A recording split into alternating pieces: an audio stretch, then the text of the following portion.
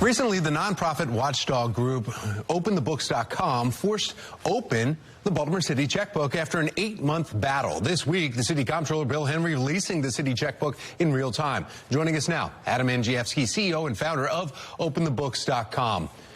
Good morning, Adam. Hey, Tom. Good morning.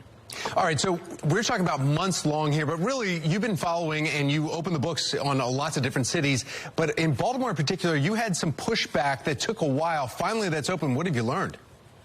So it took us 8 months to get a copy of the Baltimore City spending since August of 2022. But I have to say that this week, Comptroller Bill Henry released this data for everybody, and it's a pretty powerful tool. And it goes right to this concept that we've advocated over the course of the past decade, that public bodies like cities like Baltimore, they should post all of their expenses, every dime, online in real time. And it looks like that this release by Comptroller Bill Henry is exactly that. It's going to have real-time disclosure. As city payments clear, it goes on their website. So this, he should be complimented on this.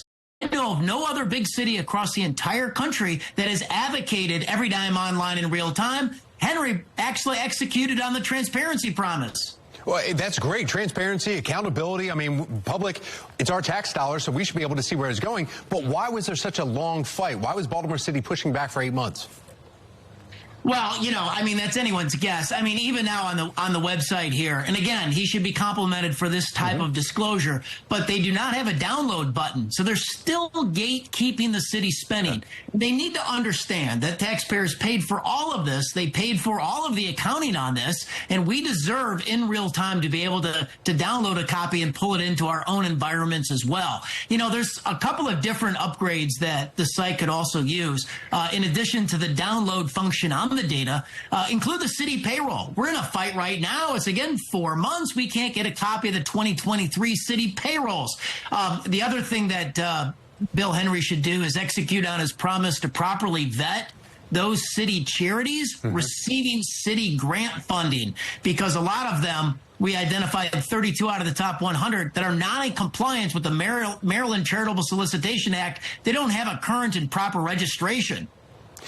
Adam, do you think it's because of organizations like yours, OpenTheBooks.com, where city employees are nervous about sharing this because then they would just be critiqued constantly and you'll be able to find out some discrepancies and jobs they're not doing? Well, I think that's a big part of the story. But with this release, what the comptroller's done is he's embraced transparency. And when you embrace transparency, you also embrace, by necessity, the feedback that you get from your constituents, from the people, from the press, from the pundits, from competitive politicians. This makes the city run better, and I think Bill Henry now understands that.